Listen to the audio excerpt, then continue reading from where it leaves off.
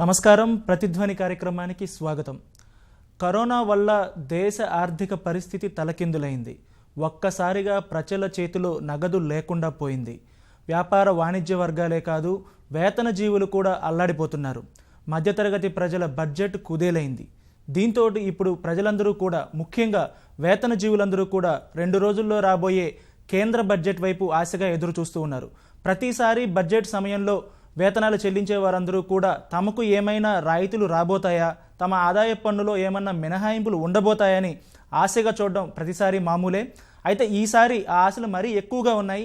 ఎందుకంటే ఆర్థిక పరిస్థితి మొత్తం కూడా, వ్యక్తిగత ఆర్థిక పరిస్థితి మొత్తం కూడా తలకిందులైపోయింది. ఇప్పటికే కేంద్ర ప్రభుత్వం ఆత్మనిర్భర ప్యాకేజీతోటి అనేక రంగాలను ఆదుకుంది. కాబట్టి ఈసారి తమ వైపు ఏమైనా దయ చూపుతుందనేటువంటి ఆశ మధ్యతరగతి వేతన జీవుల్లో వ్యక్తమవుతోంది. మరో 2 రోజుల్లో బడ్జెట్ రాబోతున్న తరుణంలో ఇవాళ ప్రతిధ్వని ప్రత్యక్ష ప్రసారం ద్వారా ఆదాయ పన్ను స్లాబులపై ప్రత్యేక చర్చను చేపట్టింది. ఈ చర్చలో పాల్గొంటున్నటువంటి నిపుణులు తుమ్మా బాలరాజు గారు, హైదరాబాద్ నుంచి ఆర్థిక రంగ నిపుణులు, అలాగే వరంగల్ నుంచి త్రిపురనేని గోపీచంద్ గారు, ఐసిఏఐ వరంగల్ బ్రాంచ్ చైర్మన్. ముందుగా బాలరాజు గారు, బడ్జెట్ మరో 2 రోజుల్లో రాబోతోంది. ఈసారి ఆర్థిక పరిస్థితి అందరికీ కనిపిస్తూనే ఉంది. నెగిటివ్ గ్రోత్లో ఉన్నాం. ఈ తరుణంలో ఆదాయ పన్ను స్లాబులపై కానీ, ఆదాయ పన్నుపై ఎలాంటి నిర్ణయాలు ఉంటాయనేటువంటి ఆసక్తి ప్రతి ఒక్కరిలో కూడా, వేతన జీవులందరిలో కూడా ఉంది. ఎలాంటి నిర్ణయాలు ఉండబోతాయని మీరు అనుకుంటున్నారు? అవునండి, అంటే పరచదలుచుకోలేదు ప్రజల్ని. ఈ సంవత్సరం మనకు పెద్దగా ఇన్కమ్ ట్యాక్స్ స్లాబ్స్ రీచ్కి కానివ్వండి, ఎగ్జంప్షన్ లిమిట్స్ కానివ్వండి, పెంచే అవకాశాలు కొద్దిగా తక్కువగా కనబడుతున్నాయి. ఎందుకంటే మీరు ఇంతకుముందు చెప్పినట్టు ఇప్పుడు కరోనా వైరస్ వల్ల ఆర్థిక పరిస్థితి చాలా దెబ్బతిన్నది. దాంతోపాటు మనకు ట్యాక్స్ కలెక్షన్స్ కూడా ఇప్పుడిప్పుడు కొంచెం పెరుగుతూ ఉన్నాయి. కానీ ఫస్ట్ 6 months 7 months చూస్తే ఈ ఫైనాన్షియల్ ఇయర్కి చాలా తక్కువగా ట్యాక్స్ కలెక్షన్స్ జరిగాయి. అయితే ఫ్యూచర్లో మనకు, అంటే ఇప్పుడు కానివ్వండి, నెక్స్ట్ ఫైనాన్షియల్ ఇయర్లో కానివ్వండి, కరోనా వైరస్ వ్యాక్సినేషన్ ప్రజలందరికీ ఇవ్వాల్సిన అవసరం ఉంటుంది. దానికి గవర్నమెంట్ చాలా వరకు ఖర్చు పెట్టాల్సిన అవసరం ఉంటుంది. So petrol and diesel prices కూడా దానిపైన అధికంగా ట్యాక్సులు వేసి గవర్నమెంట్ కొద్దిగా ట్యాక్స్ కలెక్షన్స్ అయితే పెంచుకోగలిగింది. కానీ ఇంకా మనకు చాలా వరకు ట్యాక్స్ కలెక్షన్స్ గవర్నమెంట్కి కావాలి. ఈ సంవత్సరంలో ఫిజికల్ డెఫిసిట్ చాలా అధికంగా ఉండే అవకాశం ఉంది. సో ఫిజికల్ డెఫిసిట్ తగ్గించుకోవాలి అంటే ప్రభుత్వం యొక్క ఆదాయ వనరులు ఏమైతే ఉంటాయో, ముఖ్యంగా ట్యాక్స్ కలెక్షన్స్ ఏమైతే ఉంటాయో అది పెంచుకోవాల్సిన అవసరం ఎంతైనా ఉంది. సో ఇది దృష్టిలో పెట్టుకుంటే మనకు పెద్దగా ఎగ్జంప్షన్స్ కానివ్వండి, లీవే కానివ్వండి ఇచ్చే అవకాశం కొద్దిగా తక్కువ కనబడుతుందని చెప్పుకోవచ్చు. కానీ సాధారణ పరిస్థితుల్లోనే ప్రజలు ఎప్పుడూ కూడా ఆదాయ పన్నుకు సంబంధించి చాలా అసంతృప్తితో ఉంటారు. ఎందుకంటే మధ్యతరగతి వాళ్ళు తాము కష్టపడి సంపాదించుకున్న దాంట్లో ఎక్కువ శాతం పన్నుగా చెల్లించవలసి వస్తోంది అనేటువంటి భావంతో ఉంటారు. ముఖ్యంగా కార్పొరేట్లు పన్ను ఎక్కువగా చెల్లిస్తున్నప్పటికీ వాళ్ళ సంఖ్య తక్కువగా ఉంటుంది. మధ్యతరగతి వాళ్ళ సంఖ్య, పన్ను చెల్లించే వాళ్ళ మధ్యతరగతి వారి సంఖ్య ఎక్కువగా ఉంటుంది. వాళ్ళు ఎప్పుడు అసంతృప్తితో ఉంటారు. ఈసారి అసంతృప్తి మరీ ఎక్కువగా ఉంది. అలాంటి సమయంలో కూడా కేంద్ర ప్రభుత్వం పట్టించుకోకపోతే ఎలా ఉంటుంది? ఈ విషయాన్ని పరిగణలోకి తీసుకునేటువంటి అవకాశం లేదా? కేంద్ర ప్రభుత్వం పెద్ద మనసు చేసుకొని చాలా వరకు ప్రజలకు ఊరట అందిస్తే చాలా బాగా ఉంటుంది. గత సంవత్సరం చూస్తే కొద్దిగా మనకు న్యూ ట్యాక్స్ రిజిమ్ అని తీసుకొచ్చారు, కానీ చాలా వరకు ప్రజలు దాన్ని వాడుకోవడం లేదనమాట. అదేవిధంగా ఈ కొత్త ట్యాక్స్ రిజిము, పాత ట్యాక్స్ రిజిము కొంచెం కన్ఫ్యూజన్గా ఉంది.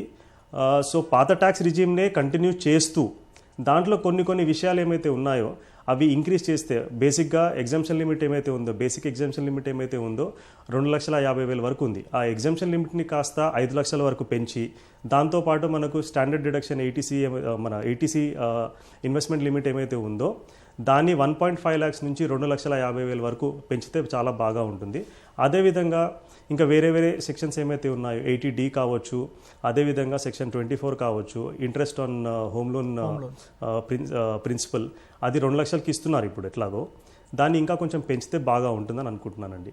సో కేంద్ర ప్రభుత్వం పెద్ద మనసు చేసుకొని కొద్దిగా ఎగ్జంప్షన్ లిమిట్స్ పెంచడం కానివ్వండి, చాలా వరకు ప్రజలకు ఊరటనిస్తే అది చాలా బాగా ఉంటుంది. ఎందుకంటే కరోనా వైరస్ వల్ల చాలా వరకు ప్రజలు ఇంట్లోంచే వర్క్ చేస్తూ ఉన్నారు. ఇంట్లోంచి వర్క్ చేయడం వల్ల వాళ్ళకు అధికంగా కొద్దిగా ఎక్స్పెండిచర్ అవ్వడం జరుగుతుంది. ఎందుకంటే కొంచెము చైర్స్ కానివ్వండి, ఫర్నిచర్ కొనుక్కోవడము, ల్యాప్టాప్ కొనుక్కోవడము, ట్యాబులు కొనుక్కోవడం, ఇంకా కొన్ని అడిషనల్గా ఖర్చులు వాళ్ళకు పెరిగాయి. సో దీనివల్ల స్టాండర్డ్ డిడక్షన్ ఇప్పుడు 50,000 రూపాయలు ఏమైతే ఉందో దాన్ని కూడా ఇంకా కొంచెం 1,00,000 రూపాయల వరకు పెంచితే కొంచెం ప్రజలకు ఊరట చెందుతుంది. అదేవిధంగా కొంచెం ప్రజలు లాభపడిన వాళ్ళు అవుతారు. అంటే చాలా కాలం నుంచి కూడా 50,000 కొనసాగుతూ ఉంది కదా, దాంట్లో మార్పులు అయితే చాలా కాలం నుంచి రావట్లేదు అనుకుంటా స్టాండర్డ్ డిడక్షన్ విషయంలో మాత్రం. అవునండి. ఉదాహరణకి ఇప్పుడు 80C సెక్షన్ గురించి మాట్లాడదామండి. ఈ 1,50,000 రూపాయల వరకు మనకు ఎగ్జామ్షన్ లిమిట్ ఉంది. కానీ ఈ 1,50,000 రూపాయలు మీరు గత 5 సంవత్సరాల నుంచి 4 సంవత్సరాల నుంచి ఇంకొంచెం ఎక్కువ సంవత్సరాల నుంచే ఉంది. మీరు 1,50,000 రూపాయలు 5 సంవత్సరాల క్రితం కన్సిడర్ చేస్తే ఇప్పుడు 1,50,000 రూపాయలు రెండు ఒకటి కాదండి. ఎందుకంటే మనకు ద్రవ్యోల్బణం అనేది ఒకటి ఉంటుంది, ఇన్ఫ్లేషన్ అనేది ఒకటి ఉంది. ఇన్ఫ్లేషన్ని మీరు కన్సిడర్ చేస్తే అట్లీస్ట్ బేర్ మినిమం ఒక 6% ఇన్ఫ్లేషన్ రేట్ కన్సిడర్ చేశారనుకోండి, 1,50,000 రూపాయలు ఇప్పుడు ఇంకా ఎక్కువ అధికంగా ఎగ్జామ్షన్ లిమిట్ పెంచాల్సిన అవసరం ఉంది. అందుకోసమే 80C సెక్షన్లో 1.5 lakhs ఏమైతే ఉందో ఇప్పుడు ప్రస్తుతానికి దాన్ని 2,50,000 వరకు పెంచితే చాలా బాగా ఉంటుంది. ఎందుకంటే ద్రవ్యోల్బణం అనేది ఖచ్చితంగా మనం కన్సిడర్ చేయాలి. అన్ఫార్చునేట్లీ ఈ ట్యాక్స్ ఎగ్జెషన్ లిమిట్స్ ఏమైతే ఉన్నాయో చాలా సంవత్సరాల నుంచి అదే విధంగా కొనసాగుతూ ఉన్నాయి. సో ప్రజలకు పెద్దగా ఊరట కలిగింది లేదు. సో వీటిని పెంచితే చాలా బాగా ఉంటుంది. సార్ గోపీచంద్ గారు, కరోనా తర్వాత ఆర్థిక పరిస్థితి ఎలా మారిపోయిందో చూస్తూ ఉన్నాం. ప్రతి ఒక్కరూ కూడా వ్యక్తిగతంగా ఇబ్బంది పడుతున్నారు, యాజ్ ఎ హోల్ దేశం కూడా ఇబ్బంది పడుతుంది. ఇలాంటి పరిస్థితుల్లో ఉద్యోగ వర్గాలు అంటే ముఖ్యంగా ట్యాక్స్ కట్టేటువంటి వర్గాలు ఎక్కువ మొత్తంలో ఎక్కువ సంఖ్యలో ట్యాక్స్ కట్టేటువంటి వర్గాలు ఏం ఆశిస్తున్నాయి రాబోయే బడ్జెట్ నుంచి ఆదాయ పన్ను విషయంలో ముఖ్యంగా? దేశంలో ఇప్పుడున్న కరోనా పరిస్థితుల వల్ల యావత్ దేశం, ప్రపంచంతో పాటు యావత్ దేశం కూడా ఆర్థిక రంగంలో అతలాకుతలం అయిపోయిన విషయం అందరికీ తెలిసిందే. ముఖ్యంగా వ్యక్తిగతంగా మీరు అడిగినట్టుగా ఉద్యోగులలో 2 రకాలండి, ప్రభుత్వ ఉద్యోగులు అలాగే ప్రైవేట్ ఉద్యోగులు. ప్రభుత్వ ఉద్యోగులు ఎవరైనప్పటికీ కూడా వాళ్ళకు వచ్చే ఆదాయం జీతం ద్వారానే. అలాంటి వాళ్ళు వాళ్ళ కుటుంబ పోషణకి అలాగే మొత్తం సేవింగ్స్కి, పిల్లల చదువులకి, ఇతరత్ర భవిష్యత్తు వాళ్ళకు సంబంధించిన పొదుపు పథకాలలో పెట్టుకోవడానికి, ఇల్లు కట్టుకోవడానికి, ఒక మంచి పౌరుడిగా బతకడానికి వాళ్ళు ఎన్నో ఆశలతో ఆశయాలతో ఉంటారు. అలాంటి వాళ్ళ విషయంలో ఈ కరోనా రావడం వల్ల ఒక అభద్రతా భావం ఏర్పడిపోయింది. ఆ అభద్రతా భావంతో రేపు ఎలా ఉంటుందో తెలియని పరిస్థితులలో, దేంట్లో పెట్టుబడి పెడితే ఏమవుతుందో తెలియని పరిస్థితులలో వాళ్ళకి ఈ పన్నుల రూపంలో వాళ్ళకు వచ్చిన డబ్బులోంచి కొన్ని సందర్భాలలో గరిష్టంగా 36% దాకా కూడా ట్యాక్స్ పడే, 33% దాకా కూడా ట్యాక్స్ పడే అవకాశం ఉంది. అలాంటి గరిష్ట పరిస్థితులలో 33% అని అంటే వాళ్ళకు వచ్చే డబ్బులోంచి స్ట్రైట్గా 1/3 దాకా గరిష్టంలో, అంటే నేను చెప్పే వేర్వేరు స్లాబులలో అత్యధికంగా ఉన్న స్లాబ్లో గరిష్టంగా 1/3 వంతు కట్ అయిపోయే అవకాశం ఉంది. ఈ పరిస్థితులలో వ్యక్తిగతంగా ఉద్యోగ వేతన జీవుల్ని ఆదుకోవాల్సిన బాధ్యత ప్రభుత్వం పైన ఎంతైనా ఉందండి. అలాగే సేవింగ్స్ విషయంలో ముఖ్యంగా సీనియర్ సిటిజన్స్ ఉన్నారు. ఆ సీనియర్ సిటిజన్లకి కూడా ఇవే స్లాబ్ రేట్లు ఇలాంటి పద్ధతే కాకుండా సీనియర్ సిటిజన్స్ ఉద్యోగస్తులు అయి ఉంటే వాళ్ళకి బేసిక్ లిమిట్లోనే చాలా మార్పులు తేవాల్సిన అవసరం ఉంది. వాళ్లకున్న జీవన విధానంలో వాళ్ళు ఏదైనా మార్టిగేజ్ లోన్ లాంటిది, ఆ టాపప్ లోన్ లాంటిది ఎప్పుడన్నా వాళ్ళ ఈ వృద్ధాప్యంలో అలాంటి లోన్ తీసుకుంటే ఆ ఇంటి మీద అలాంటి లోన్ ఏదన్నా తీసుకుని ఉంటే ఆ లోన్ని కూడా హౌసింగ్ లోన్ లాగానే ఇంట్రెస్ట్ని వాళ్ళకి మినహాయించాల్సిన అవసరం ఎంతైనా ఉందండి. దానికి అది కాకుండా ఈ 1,50,000 80C డిడక్షన్ కింద ప్రతి ఒక్కరికి కూడా 80C డిడక్షన్ విషయంలో లిబరల్గా ప్రభుత్వం తీసుకోవాల్సిన అవసరం ఉంది. దాన్ని తప్పనిసరిగా 3 లక్షల వరకు చేయాలి. గరిష్టంగా 12 లక్షల రూపాయల వరకు వేతన జీవులకి ఎలాంటి పన్ను చెల్లించాల్సిన అవసరం లేకుండా వాళ్ళకి మినహాయింపు ఇవ్వాల్సిన అవసరం ఉందండి. ఇన్కమ్ ట్యాక్స్ దేశంలో okay sir, income tax system పై కేంద్ర ప్రభుత్వం అసలు మొత్తం అధ్యయనం చేయడం కోసం ఒక టాస్క్ ఫోర్స్ నియమించింది. వాళ్ళు ఏమైనా సిఫార్సులు చేశారా? వాటిని పరిగణలోకి తీసుకొని ఆదాయ పన్ను విధానాన్ని అమలు చేస్తున్నారా? టాస్క్ ఫోర్స్ ఇచ్చిన సూచనలన్నీ కూడా గతంలోనేమో దానికి డైరెక్ట్ ట్యాక్సెస్ కోడ్ని ఇంట్రడ్యూస్ చేద్దామని ఆలోచన చేశారు. ఇన్కమ్ ట్యాక్స్ స్థానంలో డైరెక్ట్ ట్యాక్సెస్ కోడ్ని అమలు చేద్దామని చూశారు. ఈ లోపల అవకాశం రాక దాని మీద ఇంకా మరింత చర్చ విపులంగా జరగాల్సిన నేపథ్యంలో టాస్క్ ఫోర్స్ ఇచ్చిన నిర్ణయాలని లేకపోతే వారి సిఫార్సుల్ని వెంటనే అమలు చేయడానికి ఎలాంటి మార్పులు చేర్పులు లేకుండానే ఆ కమిటీకి సంబంధించిన నిర్ణయాలని అమలు చేయడానికి ప్రభుత్వం ముందుకు రావట్లేదు. మనం ఇక్కడ కేవలం ట్యాక్స్ చెల్లింపుదారులను మాత్రమే దృష్టిలో పెట్టుకోవాల్సిన పరిస్థితి కాదు. ఇప్పుడున్న పరిస్థితులలో దేశం చాలా ఆర్థికంగా క్లిష్టమైన పరిస్థితులలో ఉంది. ఆ పరిస్థితులలో ప్రజలు కూడా కొంత త్యాగం చేయాల్సిన అవసరం ఉంది, ప్రభుత్వానికి సహకరించాల్సిన అవసరం ఉందండి. అయితే వ్యక్తిగతంగా దెబ్బ పడకుండా ఆత్మనిర్భర్ స్కీమ్ లాంటి వాటిలలో ఎవరినైతే ఉద్దేశించి వాళ్ళకి వివిధ పథకాలు పెట్టామో చిన్న సన్నకారు మధ్యతరగతి వ్యాపార రంగాలలో ఉన్న వాళ్ళకి ఊతమిచ్చేందుకు ప్రభుత్వం తీసుకుని ఎన్నో రకాల రుణాలు ఇచ్చిన వాళ్ళందరినీ కూడా పన్ను చెల్లింపులోంచి వాళ్ళని ఆదుకోవాల్సిన అవసరం ఉంది. అలాగే పెద్ద పెట్టుబడిదారుల విషయంలో గట్టిగా ఉన్నా కూడా పర్వాలేదండి. దానికి మీరు అడిగినట్టుగా ఈ సిఫార్సులు చేసిన వాటిని ఏమన్నా అమలు చేస్తారా, వాటిలలో ఏమన్నా రిలీఫ్ అంటే వాళ్ళకి ఆదాయ పన్ను పరిమితులలో మార్పులు రావనే నా ఉద్దేశం అండి. కానీ మీరు చెప్పినట్లుగా సమస్య ఎక్కడొస్తుందంటే, మీరు చెప్పారు అంటే బాగా ఆదాయం వచ్చిన వాళ్ళకైనా పన్ను వేస్తే పర్లేదు కానీ ఓ స్థాయిలో వచ్చిన వాళ్ళకు కూడా అనేది. ఇప్పుడు మనం చూస్తే ఇప్పుడు ఐటీ రంగం వీళ్ళని వచ్చిన తర్వాత ₹1,00,000 జీతం అనేది చాలా సాధారణం అయిపోయింది. ఇప్పుడు అలాంటి వాళ్ళకి 10 లక్షల ఇన్కమ్ అనేది కామన్గానే ఉంటుంది. ఇలాంటి 10 లక్షలు వచ్చే వాళ్ళకు కూడా దాదాపుగా 30% వరకు పన్ను వేస్తూ ఉంటూ, అలాగే ఎక్కువగా కార్పొరేట్లకు కూడా అదే స్థాయిలో లేదా ఎక్కువ ఆదాయం ఇండివిజువల్గా ఒక వ్యాపారం ద్వారా ఆదాయం గడించే వాళ్ళకు కూడా అదే స్థాయిలో పన్ను ఉండడం పైన ఎక్కువ మంది అభ్యంతరాలు ఉన్నాయి. ముఖ్యంగా శాలరీ తీసుకునేటువంటి వారిలో ఈ అసంతృప్తి ఎక్కువగా ఉంది. ఇది ఎంతవరకు హేతుబద్ధంగా ఉంది, సమంజసంగా ఉంది అనేది మీరు అంటారు? హేతుబద్ధంగా లేదనే నేను చెప్తున్నానండి. ఎందుకనంటే 12 లక్షలు అంటే నెలకు ₹1,00,000 వచ్చే ఎంప్లాయీస్కి ఈ రోజున ఎలాంటి పన్ను చెల్లించాల్సిన అవసరం లేకుండా ప్రభుత్వం ఆదుకోవాల్సిన సమయం ఆసన్నమైందండి. దాన్ని మామూలు మినిమం అంటే ట్యాక్స్ సీలింగ్ లిమిట్, ట్యాక్సబుల్ లిమిట్ని పెంచడం ద్వారా అయితే అందరికి కూడా అవకాశం ఇవ్వచ్చు. దాంట్లో ఆత్మనిర్భర్ స్కీమ్ లాంటి వాటిలలో ప్రోత్సాహకాలు ఇవ్వాల్సిన చిన్న సన్నకారు వ్యాపార రంగాల్లో ఉన్న వాళ్ళని ఆదుకునేందుకు ఎలా అయితే ఉందో అలాగే ఆదాయ పన్ను లిమిట్ని తప్పనిసరిగా పెంచాల్సిన అవసరం ఉంది. ₹7,50,000 వరకు ఆదాయ పన్ను దాంట్లో మినిమం సీలింగ్ లిమిట్ని 7.5 లక్షల వరకు పెంచాలండి. అట్లాగే సేవింగ్ చేసిన వాళ్ళకి వాళ్ళు చేసిన సేవింగ్ విషయంలో గరిష్ట పరిమితిని పెట్టకుండా వాళ్ళు ఒకవేళ సేవింగ్స్నే భవిష్యత్తును దృష్టిలో పెట్టుకుని సేవింగ్స్నే ఆప్షన్గా కనుక పెట్టుకుంటే ప్రభుత్వానికి వచ్చిన నష్టం లేదు.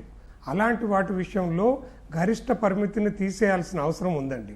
గరిష్ట పరిమితి అంటే ఇప్పుడు సెక్షన్ 80C ప్రకారం 1,50,000 లేదా 80D ప్రకారం సొంతంగా ఎంప్లాయీకి అయితేనేమో సొంతంగా అసెస్సీకి అయితేనేమో 25,000 వరకు, లేకపోతే వాళ్ళ తల్లిదండ్రుల విషయంలో పిల్లల విషయంలో అయితే ఒక్కొక్కరికి 15,000 వరకు. అలాగే ఒక్కొక్క దాంట్లో ఒక్కొక్క రకమైన సేవింగ్స్ ఉన్న వాటి విషయంలో దానికి వాళ్ళు చేసిన ఇన్వెస్ట్మెంట్స్ విషయంలో గరిష్ట పరిమితిని తీసేసి వాళ్ళని ప్రోత్సహించాల్సిన అవసరం ఉంది. దానివల్ల కేవలం వీళ్ళకి పన్ను ఎగ్జంప్షన్ ఇవ్వడం వల్లకే కాకుండా ఆర్థిక రంగం పురోగమించడానికి, అధికంగా పెట్టుబడులను రాబట్టడానికి ఎంతో అవకాశం ఉంటుంది. ఇప్పుడు గతంలో లాగా బ్యాంకింగు మరియు ఇతర మ్యూచువల్ ఫండ్స్కి సంబంధించి ప్రభుత్వ రంగంలో ఉన్న సంస్థలలోంచి గతంలో ఉన్న పరిస్థితి ఇప్పుడు లేదండి. బ్యాంకులైనా సరే మ్యూచువల్ ఫండ్స్ అయినా సరే వాళ్ళు చేసే ఇన్వెస్ట్మెంట్స్ని ఎప్పటికప్పుడు రివ్యూ చేసుకుని వాటిలలో గణనీయమైన పురోగతి సాధిస్తున్నారు. అలాంటి వాటిలలో పెట్టుబడి పెట్టిన వాళ్ళకి రాయితీ ఇవ్వాల్సిన అవసరం ఉంది. Okay sir. బాలరాజు గారు, ఇప్పటి వరకు 2 రకాలైనటువంటి విధానాలని ప్రజల ఛాయిస్కి వదిలేసింది ప్రభుత్వం.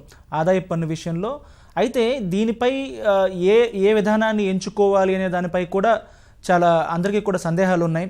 దాంతోపాటు ప్రజలు ఎక్కువ మంది కోరుకుంటుంది ఏంటంటే స్లాబులు మరిన్ని ఎక్కువగా ఉంటే కొంతమంది బయటపడవచ్చు.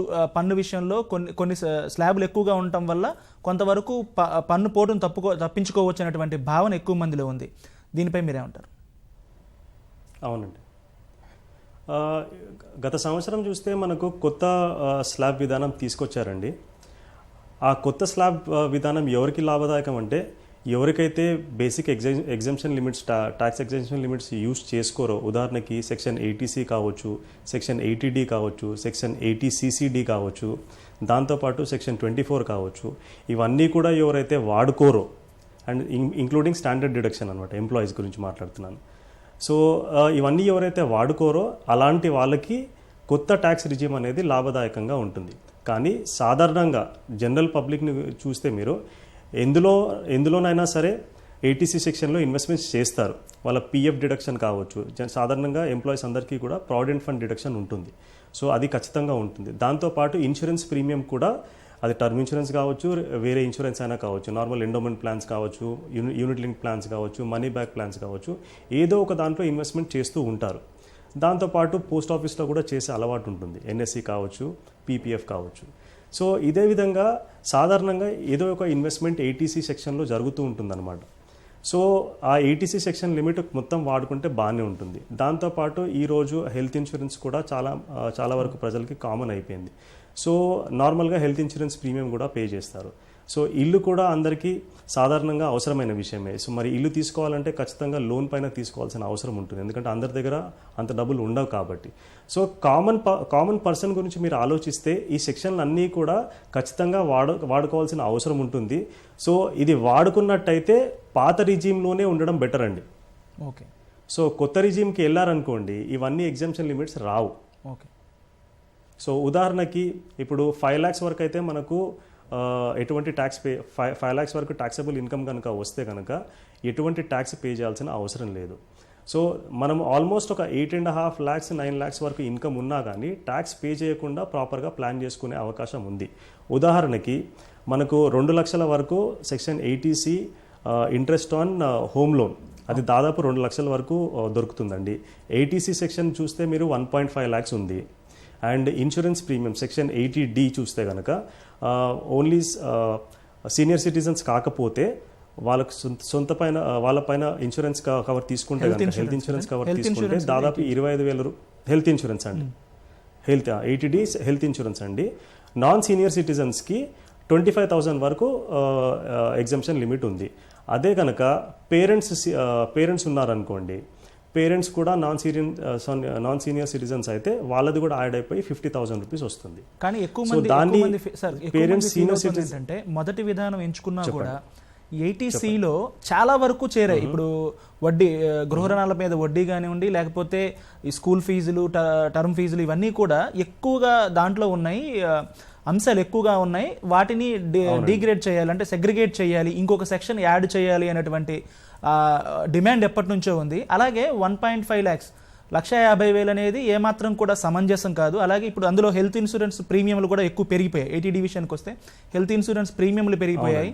అలాగే గృహ రుణాలకు సంబంధించి కూడా 2 లక్షల కంటే ఎక్కువ పెంచాలి. ఇలాంటి డిమాండ్లన్నీ కూడా ఉన్నాయి. ఇవన్నీ కూడా పట్టించుకునేటువంటి పరిస్థితి ఉందా? గృహ రుణం గురించి మాట్లాడితే మనకు జనరల్గా లో ఇన్కమ్ గ్రూప్ వాళ్ళకి, మిడిల్ ఇన్కమ్ గ్రూప్ వాళ్ళకి ప్రధాన్ మంత్రి ఆవాస్ యోజన అనేది తీసుకొచ్చారండి. అది మంచి scheme. So interest subsidy provide చేస్తున్నారు, అది చాలా మంచి స్కీమ్. చాలా వరకు ఎవరైతే యూజ్ చేసుకుంటున్నారో, లో బడ్జెట్ హోమ్స్ తీసుకొని లో ఇన్కమ్ గ్రూప్ వాళ్ళు ఎవరైతే ఉన్నారో వాళ్ళందరికీ కూడా లాభదాయకమే.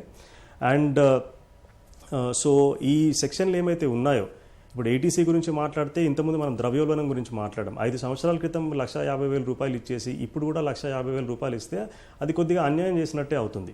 అండ్ ఈరోజు భవిష్యత్తు అవసరాలు దృష్టిలో పెట్టుకొని చాలామంది ఇన్వెస్ట్మెంట్స్ కూడా చేస్తూ ఉన్నారు. సో అది డిస్కరేజ్ చేసినట్టు అవుతుంది అనమాట. సో ఇప్పుడు మనము ఈపీఎఫ్ కాంట్రిబ్యూషన్ కావచ్చు, మళ్ళీ ట్యూషన్ ఫీజు కూడా ఏటీసీ సెక్షన్ లోనే వస్తుంది. దాంతోపాటు లైఫ్ ఇన్సూరెన్స్ ప్రీమియం అందులోనే వస్తుంది, పీపీఎఫ్ కూడా అందులోనే వస్తుంది, ఎన్ఎస్సి కూడా అందులోనే వస్తుంది. ఇవన్నీ చాలా వరకు అంశాలు ఉన్నాయన్నమాట. చాలా వరకు ఇన్వెస్ట్మెంట్స్ క్వాలిఫై అవుతున్నాయి. సో మీరు అన్నట్టు దాన్ని సెగ్రిగేట్ చేయడమో లేకపోతే ఆ ఏటీసీ పరిమితి ఏమైతే ఉందో దాన్ని అట్లీస్ట్ ఒక 2.5 నుంచి 3 లక్షల వరకు ఇంక్రీజ్ చేస్తే కనుక చాలా వరకు కామన్ పబ్లిక్ ఎవరైతే ఉంటారో వాళ్ళకి లాభం చేకూరినట్టు అవుతుందండి. ఖచ్చితంగా ఏటీసీ సెక్షన్ లిమిట్ ఏమైతే ఉందో అది పెంచాలి. దాంతోపాటు మీరు ఇంట్రెస్ట్ ఆన్ ప్రిన్సిపల్ చూస్తే కనుక హోమ్ లోన్ ప్రిన్సిపల్ చూస్తే కనుక 2 లక్షల రూపాయలకి ఇప్పుడు ప్రొవైడ్ చేస్తున్నారు. కానీ ఒక ఇల్లు కొనుక్కోవాలనుకుంటే సాధారణంగా ఒక డబుల్ బెడ్రూమ్ కానీ ట్రిపుల్ బెడ్రూమ్ కానీ తీసుకుంటే మనకు ఒక 25-30 లక్షల్లో వచ్చే పరిస్థితి లేదు. ఇప్పుడు ప్రస్తుతం వడ్డీ రేట్లు మనకు దాదాపు 7% ఉందండి. ఇది ఫ్యూచర్లో కొంచెం ఇంక్రీజ్ అయ్యే ఛాన్స్ ఉంది. ఇప్పుడు కాకపోయినా సంవత్సరం తర్వాత కొంచెం ఇంక్రీజ్ అయ్యే ఛాన్స్ ఉంది. మీరు 30 లక్షల లోన్ తీసుకుంటే దాదాపు మనకు మొత్తము ఎగ్జంప్షన్ వచ్చేస్తుంది అనమాట. 30 లక్షల పైన మీరు 7% తీసుకుంటే దాదాపు 2,10,000 రూపాయలు ఇంట్రెస్ట్ వస్తుంది. మోర్ లెస్ అది క్వాలిఫై అవుతుంది. కానీ 30 lakhsలో మనం ఇల్లు తీసుకునే అవకాశం ఉందా? మేజర్గా ముఖ్యంగా పట్టణాలలో చూస్తే మీరు 25-30 lakhsలో డబుల్ బెడ్రూమ్ హౌస్ పెద్ద పట్టణాల్లో వచ్చే అవకాశం లేదు. మీరు డిస్ట్రిక్ట్స్లో కూడా చూస్తే దాదాపు రియల్ ఎస్టేట్ ధరలన్నీ కూడా చాలా వరకు పెరిగాయి. సో 25-30 lakhsలో ఇల్లు తీసుకునే అవకాశం లేదు. సో కొద్దిగా ఆ 2 lakhs లిమిట్ ఏమైతే ఉందో దాన్ని అట్లీస్ట్ ఒక 3 lakhs వరకు పెంచితే కనుక చాలా వరకు ప్రజలకు ఊరట చెందుతుంది. దాంతోపాటు ఇప్పుడు సెక్షన్ సిసిడి ఉందండి, 80 సిసిడి ఉంది. సో దాంట్లో 50,000 రూపీస్ ఎన్పిఎస్లో ఇన్వెస్ట్మెంట్ చేస్తే వాళ్ళకు ఎగ్జామ్షన్ దొరుకుతుంది. దాన్ని కూడా అట్లీస్ట్ 50,000 కాకుండా 1 lakh వరకు ఇంక్రీజ్ చేస్తే అది హెల్ప్ఫుల్ అవుతుంది. అంటే ఓవరాల్గా మనకి 80C సెక్షన్ కింద ఒక 3 lakhs, సిసిడి కింద ఒక 1 lakh, అంటే దాదాపు ఒక 4 లక్షల రూపాయల వరకు ఎగ్జామ్షన్ లిమిట్ ప్రొవైడ్ చేస్తే ట్యాక్స్ రూపంలో చాలా వరకు లాభం దక్కుతుంది. దాంతోపాటు ప్రజల్ని మనము ఎంకరేజ్ చేసిన వాళ్ళం అవుతాము లాంగ్ టర్మ్ ఇన్వెస్ట్మెంట్స్ చేయడానికి, లాంగ్ టర్మ్ సేవింగ్స్ చేయడానికి. ఓకే సార్, గోపీచంద్ గారు, అంటే ఇప్పుడు ఎలాగూ కరోనా వల్ల స్పెండింగ్ పవర్ అనేది తగ్గిపోయింది. అంటే మళ్ళీ స్పెండింగ్ పెంచడం కోసం అయినా సరే కొంతవరకు మినహాయింపులు ఇవ్వాలనేటువంటి డిమాండ్ ఉంది. దాన్ని మీరు ఊహిస్తున్నారా? అంటే ఈసారి ప్రభుత్వం ఖచ్చితంగా ఏదో ఒక నిర్ణయం తీసుకుంటుంది అనేటువంటి ఊహిస్తున్నారా? అలాగే ప్రస్తుతం ఉన్నటువంటి ప్రధానమైనటువంటి లోటుపాట్లు ఏంటి, గుర్తించిన లోటుపాట్లు ఏంటి, వేటిని సరిదిద్దాలని భావిస్తున్నారు? ముఖ్యంగా ఇందాక నేను చెప్పినట్టుగా దేశం ఎదుర్కొంటున్న ఆర్థిక సంక్షోభంలోంచి బయటపడడానికి ఈసారి సీనియర్ సిటిజన్లకి ఆత్మనిర్భర్ స్కీమ్లో ఉన్నటువంటి ప్రోత్సాహాన్ని ఇచ్చినటువంటి పరిశ్రమలు లేకపోతే సగటు సాధారణ వ్యాపార సంస్థలకి మాత్రమే ఈసారి ఏమన్నా మార్పులు చేర్పులు అలాగే కొంచెం ప్రోత్సాహకాలు ఇచ్చే అవకాశం ఉంది. అంతకుమించి ఈ బడ్జెట్లో మనం ఎక్కువగా వాళ్ళు ఇస్తారు అని ఎక్స్పెక్ట్ చేసేటట్టుగా లేదండి, మొదటి పాయింట్. తర్వాత మనకి ఇప్పుడున్న వాటిలలో అసలు ఈ వ్యవస్థలో ఉన్న దాంట్లో లోటుపాట్లు అనే విషయానికి వస్తే దేశంలో ఉన్న మొత్తం యావత్ జనాభాలో 100 కోట్ల మందిలో కేవలం 1,50,00,000 మంది మాత్రమే ఆదాయ పన్ను రిటర్నులు దాఖలు చేస్తున్నారు. అంటే రిటర్న్లు 6 కోట్ల మంది, రిటర్న్లు సుమారు 6 కోట్ల మంది దాఖలు చేస్తున్నారు. పన్ను కట్టే వాళ్ళు 1,50,00,000 మంది పన్ను కడుతున్నారు. అంతే 1,50,00,000 మంది ఉన్నారు. అంటే పన్ను కట్టే వాళ్ళనే మనం లెక్కలోకి వేసుకుంటే 1,50,00,000 వరకే ఉన్నారు. 100 కోట్ల భారతదేశంలో భారత ప్రజలలో కేవలం 1,50,00,000 మంది మాత్రమే పన్నులు చెల్లిస్తున్నారు. కారణాలు అన్వేషిస్తే 50% మంది అంటే 50 కోట్ల మంది రైతులే ఉన్నారు.